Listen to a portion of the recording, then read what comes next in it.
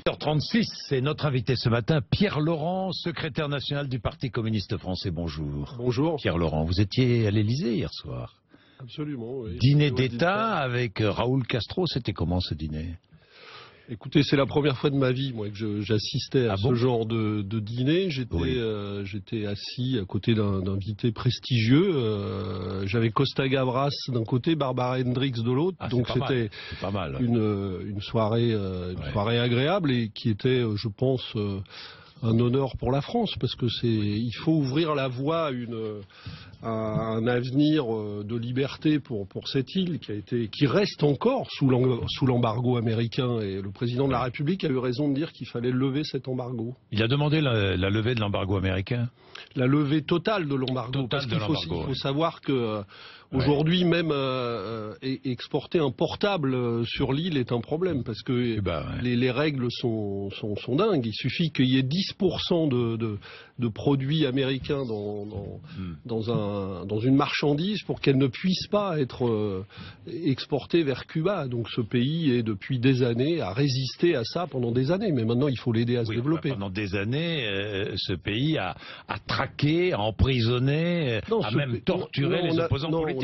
On a mené une guerre à ce pays. On a mené une guerre à ce pays pendant des années pour l'empêcher. Et heureusement qu'il a résisté, parce que si aujourd'hui l'Amérique latine a réussi à se libérer de toutes les dictatures qu'entretenaient les États-Unis, c'est aussi parce que Cuba a su résister. Mais maintenant, Cuba veut une nouvelle voie. Et Raúl Castro essaye d'ouvrir cette voie-là avec les jeunes qui l'entourent. Il y avait le ministre des Affaires étrangères cubain hier soir, Bruno Rodriguez, qui est un jeune, et beaucoup d'autres. Il faut les aider justement à ouvrir cette nouvelle voie. Renouvellement de la classe politique, hein, Pierre Laurent. Oui, absolument. C'est vrai. À Cuba comme ailleurs, partout on a besoin du renouvellement de la classe politique. C'était bon. Oui, forcément, oui. On sait manger en France, et dans ce genre d'endroit on mange pas mal. Ouais. Bon, d'accord. Bon, Pierre Laurent, là, soyons sérieux sur la dégressivité des allocations chômage, parce que voilà un sujet qui est maintenant mis sur la table. Je rappelle certaines vérités.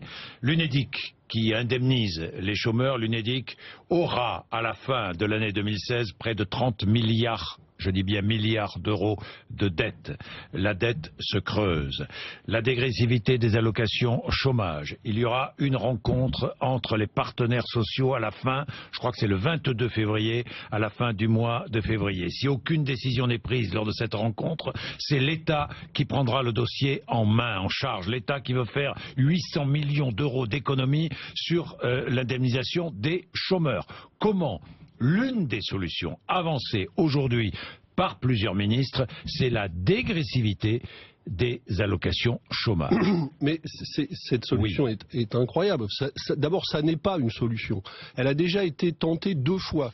En 1992, en 2001, on a déjà essayé de faire ça avec des conséquences pour les chômeurs très dures, parce que rappelons quand même des choses. D'abord, il n'y a que à peine la moitié des chômeurs qui sont indemnisés. Oui, 4 chômeurs sur 10 indemnisés. Seulement sont indemnisés. Et la moyenne d'indemnisation des chômeurs, c'est un peu plus de 1 000 euros. 1047 mais pour les gens les moins qualifiés, c'est à peine 800 euros par mois. Donc, qu'est-ce qu'on va faire? On va rendre un peu plus pauvres ces gens-là, alors qu'ils ont besoin de chercher un emploi et de retrouver un emploi au plus vite.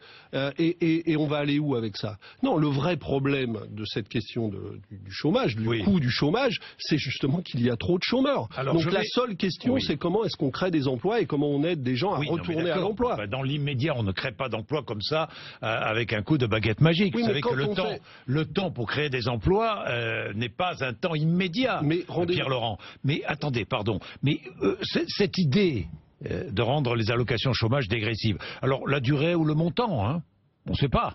On ne sait pas. Qu'est-ce que vous dites au gouvernement? Mais moi, je dis, c'est une folie, c'est quoi? Oui, je dis que c'est idéologique, c'est quoi? C'est une nouvelle concession faite au patronat, à cette idéologie qui est développée par le MEDEF, au patronat, au MEDEF, parce que le MEDEF, ce n'est pas tous les patrons. Le MEDEF, c'est les intérêts du grand patronat. Et eux, ils sont sur une thèse Plus on abaisse le coût du travail, plus on va s'en sortir. Mais c'est une folie, parce que si on veut développer l'emploi, il faudra parier dans un pays comme le nôtre sur de l'emploi qualifié, sur de la formation, sur des salaires. Je vais revenir à la formation, l'emploi qualifié, mais restons sur le chômage. C'est vrai qu'en France, on est indemnisé après 4 mois sans emploi. Oui. Après 4 ans d'activité. Non, il faut avoir travaillé 4 mois. Pardon. Il faut avoir travaillé 4 mois dans la dernière. 4 mois. Dans la dernière. Non. Alors que dans les 8 derniers mois. Dans les 8 derniers mois. Alors que dans d'autres pays, il faut avoir travaillé 6 mois ou même 12 mois dans les autres pays d'Europe. On revient toujours à la même chose. Qu'est-ce qu'on va faire avec toutes ces solutions? On va rendre un peu plus précaires et un peu plus pauvres ceux qui sont déjà dans la difficulté. Et ça va nous mener où? Nulle part. C'est comme ça qu'on est en train de tirer tout le pays vers le bas. Donc il faut inventer, nous on propose un tout autre système. Est-ce que le fait de rendre l'indemnisation dégressive, la durée ou le montant, on va faire des économies. Est-ce que ça ne va pas inciter à celles et ceux qui cherchent du boulot à trouver du travail, justement? Ça veut dire, vous pensez que c'est une suspicion? Est-ce que vous pensez que c'est une suspicion qui est jetée sur Bien sûr, on sur fait comme si les gens étaient au chômage parce qu'ils ne cherchent pas d'emploi. Discutez autour de vous. Moi, j'ai des enfants. Tout le monde connaît des chômeurs dans son entourage. Et autour, je connais leurs amis. Ils passent leur temps à chercher de l'emploi. Et c'est ça la difficulté. Et le problème, c'est que on ne met pas l'argent à la création d'emplois. On vient de griller. On aura grillé fin 2016. 40 milliards de crédit impôt compétitivité. 40 milliards d'euros, c'est une somme considérable. Pour quoi? Pour continuer à augmenter le chômage. Pourquoi? Parce qu'on ne vérifie pas que cet argent va à la création d'emplois. Il n'y a pas de contrôle sur l'argent public qu'on distribue. Et c'est là qu'il est le problème. Donc, on devrait investir massivement dans notre pays pour construire du logement. On ne le fait pas. Et ça, c'est pas seulement Pierre Laurent, le communiste, qui le dit. C'est les patrons, les petits patrons du bâtiment. On n'investit pas dans la création de logements. 2 ans d'indemnité. C'est pas trop long. 3 ans quand on a plus de 50 ans. Non, 2 ans maximum. Maximum, Et la durée moyenne d'indemnisation, en moyenne, c'est 1 an.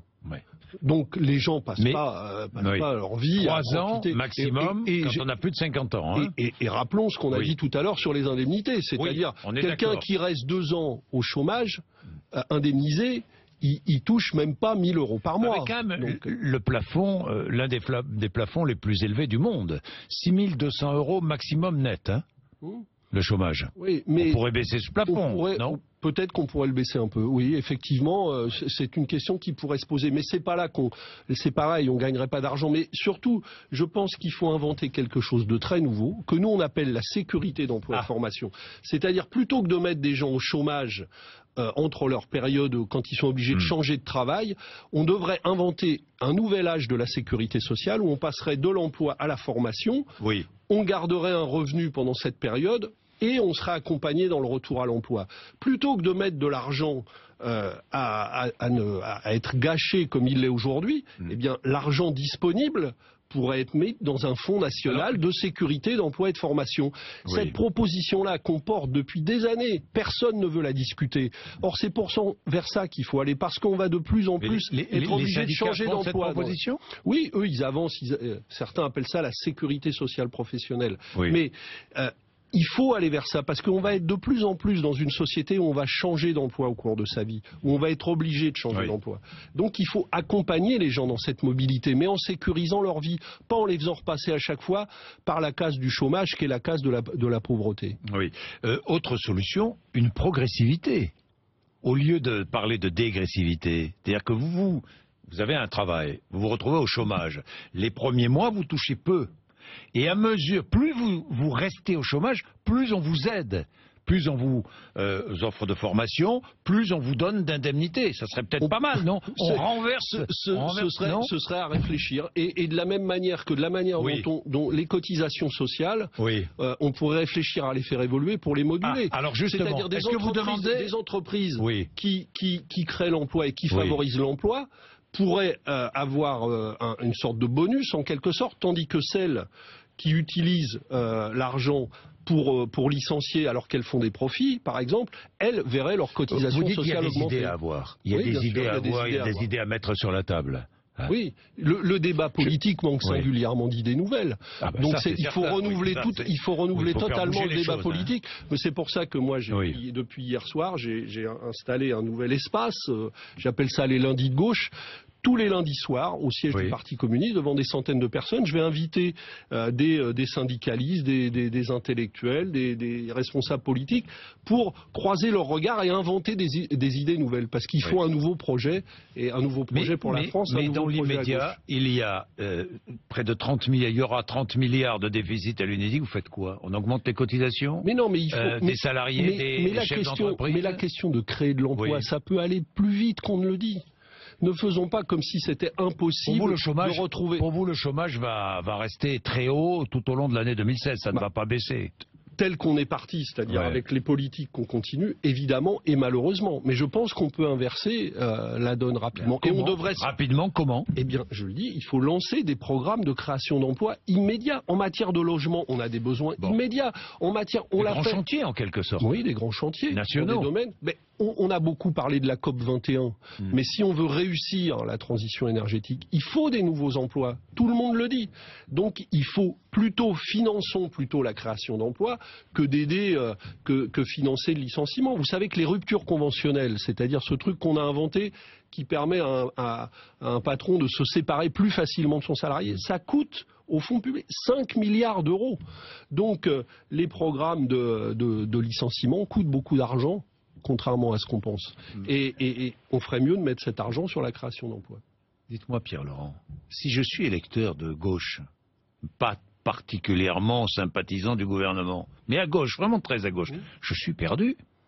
Je ne sais plus où je vais. Mais parce que je ne sais plus qui écouter. Mais je ne sais plus pour qui voter. Oui, mais parce que pour une raison très simple, c'est que le gouvernement actuel qu'on présente tous les matins dans les médias comme étant soi-disant de gauche. Il n'y a pas de gauche? Non, ce n'est pas la gauche qui gouverne. Maintenant, tous les gens qui sont attachés à des valeurs de gauche, qui sont sortis de ce gouvernement. La dernière en date, c'est Christiane Taubira. Donc les communistes, nos partenaires du Front de gauche, les écologistes, une très grande majorité de socialistes. Maintenant, Christiane Taubira, plus personne ne se reconnaît dans ce gouvernement, qui est en fait piloté par François Hollande et Manuel Valls, mais sur une politique qui n'a plus rien à voir avec ça. Donc évidemment, on est dans une situation compliquée. Moi, je crois qu'il faut que tous ces gens de gauche, maintenant, se disent, on travaille ensemble, on reconstruit un nouveau projet, et on reconstruit une nouvelle candidature. Il y a une présidentielle, on sait combien c'est la présidentielle qui donne un élan au pays, c'est l'élection principale. Alors, très bien, on reconstruit en organisant des primaires. Qui participerait à ces primaires? Il faut que ce soit une primaire citoyenne. Il faut des millions de gens qui participent à ces primaires. Non, mais ça, d'accord. Mais qui, parmi les responsables politiques, qui pourrait y participer? Des gens issus des socialistes, des écologistes, des communistes, des gens du Front de gauche. Vous seriez candidat, vous, Pierre-Laurent? À l'heure actuelle, je ne suis pas candidat, non. Et on a un congrès au mois de juin. Je ne sais pas comment on va avancer ce processus. J'ai envie de le faire réussir, moi. Parce que si on ne trouve pas un processus pour désigner, pour construire un nouveau projet d'abord, un nouveau programme, une plateforme commune à tous ces gens-là, et puis ensuite trouver la personne, une femme, un homme, qui pourrait porter nos idées collectivement, si on ne fait pas ça, on va tout droit dans le mur. Avec François Hollande, la primaire? Non, mais François Hollande, on voit bien que pourquoi est-ce qu'on a besoin d'inventer ce nouveau processus? Parce que François Hollande, justement, nous ne nous reconnaissons pas les uns et les autres. C'est malheureusement ça le virus de la présidentialisation. Donc on nous dit il est le candidat naturel. Pourquoi? Parce qu'il a été président jusque-là. Mais si la politique qu'il mène, tous les électeurs de gauche, tous ceux qui sont attachés à des politiques de solidarité, ne se reconnaissent plus dans la politique qu'il a menée et dans la manière dont il conduit, eh bien il faut changer de candidat, c'est aussi simple que ça. Ce n'est pas le candidat naturel, je l'ai compris. Hein, non, ça n'est pas le... Mais c'est pas seulement pour moi que ça ne l'est pas. Il suffit de regarder les élections. Pour une très grande partie des électeurs qui avaient voté pour lui en 2012, il n'est plus le candidat naturel. Donc primaire à gauche, on est bien d'accord, avec ou sans François Hollande, vous accepteriez que François Hollande participe à ces primaires? Mais moi, je pense que mon objectif, il est clair. Moi, je souhaite qu'on construise un projet, une candidature alternative. Une candidature alternative à celle de François Hollande. On est bien d'accord. Absolument. Je pense que c'est ça qu'il faut construire. Non, c'est lui qui est en train... On va vous dire, vous allez faire perdre la gauche. Non, c'est le contraire. Et elle ne sera pas présente. Moi, je dis que si nous ne construisons pas ça, nous allons tout droit à ce qui s'est passé en PACA ou dans le Nord-Pas-de-Calais, à l'élimination de la gauche du deuxième tour de l'élection présidentielle. Ça, c'est le scénario dans lequel on est en train de nous enfermer aujourd'hui. Et moi, je dis à toutes les femmes et les hommes de gauche, à tous ceux qui ne veulent pas ce scénario, si nous ne construisons pas autre chose, nous allons tout droit dans ce scénario catastrophe. Et moi-même, les primaires, oui. c'est pas ma culture, oui. C'est la culture des communistes, parce qu'on y voit on y voyait de la présidentialisation excessive. Mais aujourd'hui, je regarde la situation telle qu'elle est, et je me dis, il faut un processus qui permette à tous ceux qui veulent autre chose de se rassembler. Et si ça peut être cette primaire citoyenne ou un autre processus, moi je suis ouvert à toutes les idées, si quelqu'un en a une autre. Eh bien, de toute façon, il faut saisir cette chance. Parce que si on ne le fait pas, alors là, on va à la catastrophe et on va la payer très cher. Où est-ce que vous en êtes d'ailleurs sur l'organisation d'une telle primaire? Écoutez, il y a beaucoup de contacts entre tous ceux qui ont lancé. Oui. Vous avez vu qu'il y a plusieurs appels. Bon, tout ça est un peu dispersé aujourd'hui. J'ai même vu Jean-Luc Mélenchon qui n'en veut pas. Hein. Je crois, oui, mais tout ça peut bouger. Ah bon? Tout ça peut bouger. Moi, je pense qu'il faut maintenant créer en quelque sorte un comité de liaison ou un groupe de liaison entre tous les gens qui souhaitent ça, oui. qui sont pour le moment avec les uns avec un appel, les autres avec un autre appel. Oui. Nous avec notre opinion, d'autres, les socialistes qui viennent de dire, la gauche du Parti socialiste, qu'ils voulaient ce processus. Il faut que ces gens-là maintenant créent un groupe de liaison pour discuter de ce que ça peut être et comment ça doit s'organiser. Vous êtes contre l'inscription de la déchéance de nationalité dans la Constitution? Totalement contre. Vous êtes contre la prolongation de l'état d'urgence? Contre aussi, parce que ces mesures sont inefficaces du point de vue de la lutte contre le terrorisme. L'urgence, par définition, l'état d'urgence, c'est pour gérer une situation d'urgence. Mais aujourd'hui, si la question est la lutte contre le terrorisme, alors ces mesures-là sont inefficaces. Donc, elles sont inefficaces, et pour ce qui est de la déchéance, elles sont dangereuses pour la République. Parce qu'on a mis le doigt dans quelque chose de très grave, c'est qu'on a commencé à désigner comme étant pas tout à fait français des gens parce qu'ils étaient soi-disant binationaux, donc on jette la suspicion sur des millions de Français, alors qu'on devrait au contraire, pour lutter contre le terrorisme, unir les Français. Et puis, plus grave encore, pour essayer de trouver une pirouette, pour ne pas tomber dans les binationaux, alors qu'on voyait que ça soulevait, on est maintenant à une formule... Les binationaux seront concernés. Non mais on est maintenant à une formule où tout Français peut être déchu de sa nationalité, c'est ça le projet, je cite, pour un crime ou un délit constituant une atteinte grave à la vie de la nation. Donc on n'est plus sur le terrorisme là. Non, on est sur une définition beaucoup plus large. À la droite. Et aux électeurs de droite. À l'extrême droite, mais on est sur quelque chose de très grave. Et j'attire l'attention sur le fait qu'il y a eu dans le Monde hier, dans le journal Le Monde, un appel signé par une quinzaine de personnalités qui vont de Pierre Mazeaud, l'ancien président gaulliste du Conseil constitutionnel, à l'historien Patrick Veil, en passant par toute une série d'autres personnalités, dont Jacques Attali, qui disent et qui lancent un appel solennel aux parlementaires, dont je suis, donc j'ai lu attentivement cet appel, qui dit surtout ne votez pas ce truc-là. Vous ne le voterez pas? Et bien sûr que je ne le voterai pas. Et les députés et sénateurs du Front de gauche ne le voteront pas? Ne le voteront pas, et j'ai les deux présidents de nos groupes, André Chassaigne à l'Assemblée nationale et Éliane Assassi au Sénat, qui étaient à mes côtés quand nous sommes allés voir François Hollande, nous lui avons dit très clairement que nous serons unis dans le refus de ces mesures. Unis, comme Christiane Taubira, dites-moi. Comme Christiane Taubira, et semble-t-il, je n'ai lu que les quelques bribes que j'ai lues du livre qu'elle vient de publier, ça a l'air d'être une argumentation extrêmement forte et solide. Non, de publier ce livre quelques jours, même pas une semaine après le départ d'un gouvernement. Je crois que manifestement, si je comprends... Alors qu'elle était en poste, un livre publié à l'étranger... Non, mais manifestement, depuis décembre, cette discussion de son départ vous le saviez, vous, avait lieu. Qu'elle allait partir? Non, je ne savais pas qu'elle allait partir comme ça, parce que j'avais d'ailleurs été interrogé et j'avais dit, je trouve étrange, vu son opposition à un projet aussi majeur et vu le poste qu'elle occupait, qu'elle puisse rester. Bon, manifestement, les circonstances l'ont amené à en tirer les conclusions. C'est pas que on m'a dit c'est une bonne nouvelle. Non, je trouve pas que c'est une bonne nouvelle parce que j'aurais préféré qu'elle puisse continuer à défendre des idées là où elle était. Mais en tout cas, c'est un signal clair. Ça veut dire que ceux qui sont attachés à des valeurs que je partage et que je crois partage beaucoup de Français, n'arrive plus à cohabiter le Premier avec ministre n'a pas de valeur, n'est pas attaché à des valeurs. Le Premier ministre, il a dit je ne comprends pas ceux qui s'égarent dans les grandes valeurs, ceux qui à gauche s'égarent dans les grandes valeurs. Moi, j'ai envie de m'égarer toujours dans les grandes valeurs, pas pour m'égarer, mais justement pour avoir quelques repères. Visiblement, il en a plus beaucoup, lui. Bien, merci Pierre Laurent. 8h55, vous êtes sur RMC BFM TV. Merci.